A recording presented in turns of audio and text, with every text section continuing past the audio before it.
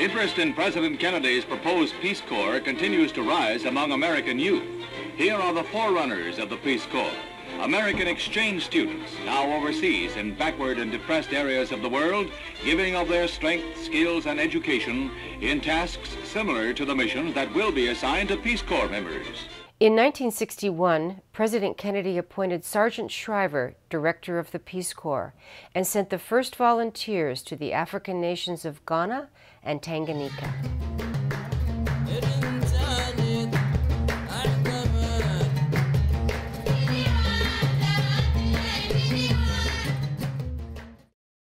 Did you have any kind of preconceived ideas about Africa or saving the world, or?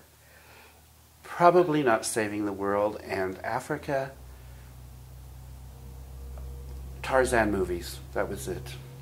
In fact, I remember when our plane landed in Niamey, there were no city lights. The plane landed and no one got up. They just sat there like, where in the hell are we? In 1966, we young Americans were still recovering from the death of John F. Kennedy. Joining the Peace Corps seemed a way for us to continue his legacy of idealism. So our group of 65 volunteers went to Niger.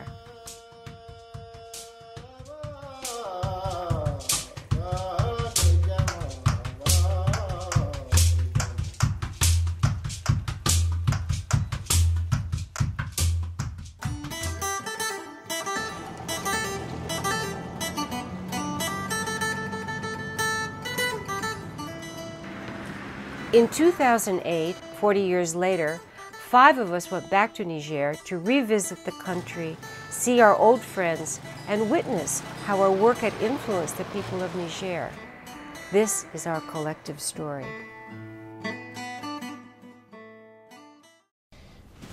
La question que je me suis posée, comment ces jeunes Américains, 18 ans, 19 ans, 20 ans, 21 ans, qui n'ont jamais quitté les États-Unis, qui laissent leur confort et qui vont à l'aventure.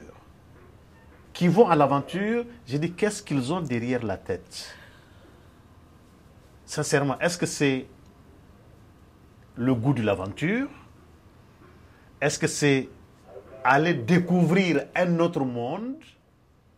I didn't go with an altruistic motive that I was going to change people's lives or help them in any meaningful way, because I was not that naive. You remember when we graduated, you had 4 options: wife, secretary, teacher, and nurse. So the Peace Corps came along and gave us another option. I grew up in Fresno in the 50s, and Eisenhower was our president. The only women I knew were either wives and mothers or nuns. And I didn't want to be a wife, and I certainly did not want to be a nun. I think the major concern was actually, basically I was cannon fodder, so it was like I was looking for alternatives to the war. Our adventure began at Fort Funston in San Francisco. It was a miserable training site that could not prepare us for the conditions we would soon encounter in the Sahara. We had to be psychologically perfect for the 3 psychiatrists and 4 psychologists.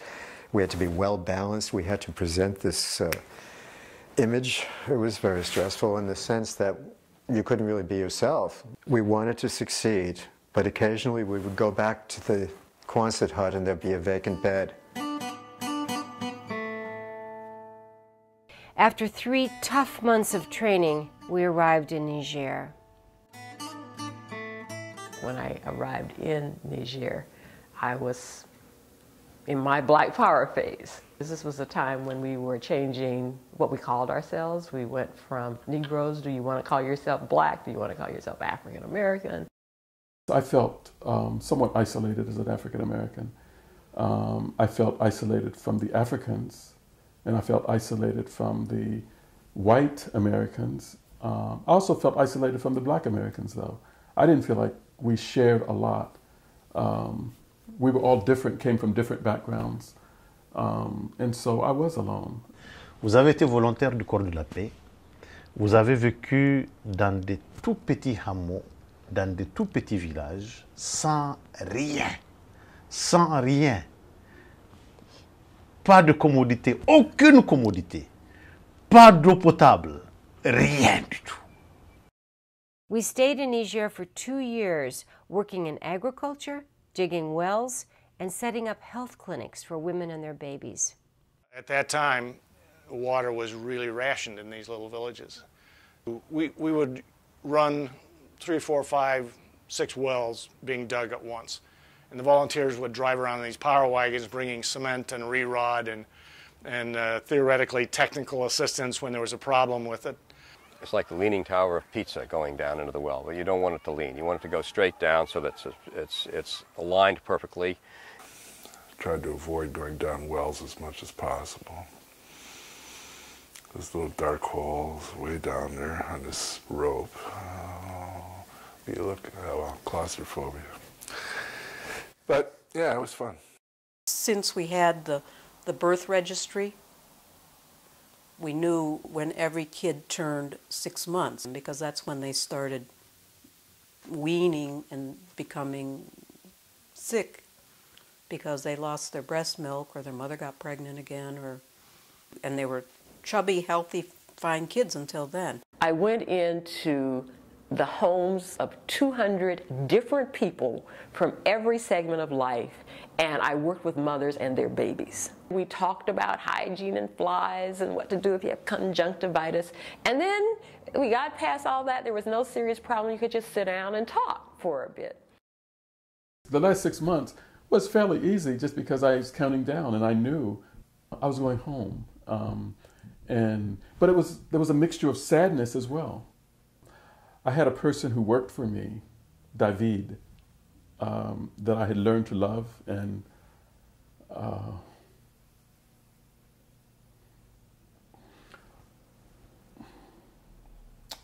I didn't know what was going to happen to him when I left. In 1968, we returned to the United States. Talk to me a little bit about coming back and your choices. It was awful. I was miserable. I missed Niger so badly. I remember people saying, well, how was Africa? And that was it. They didn't want to hear a response. Martin Luther King had been killed. Bobby Kennedy had been killed. Joan and Ed and I moved to Berkeley. There were helicopters overhead every night with People's Park. The demonstrations, the Vietnam veterans against the war in San Francisco. It was really heady. I turned around and went back on my own and spent 6 months. I went back 15 years later to do a story for Life magazine. And I didn't recognize the villages that I went into, because what none of us expected was that they would use this water to make mud bricks and make better houses. They were just much more comfortable, and the villages were really transformed.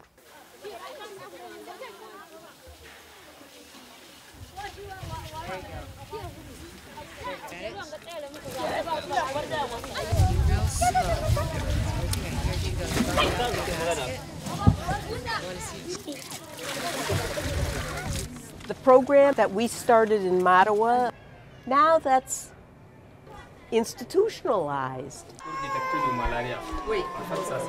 Every child who has a fever gets sent to the next station where they prick their finger, put a drop of blood in this test. 15 minutes later, they know if they have malaria.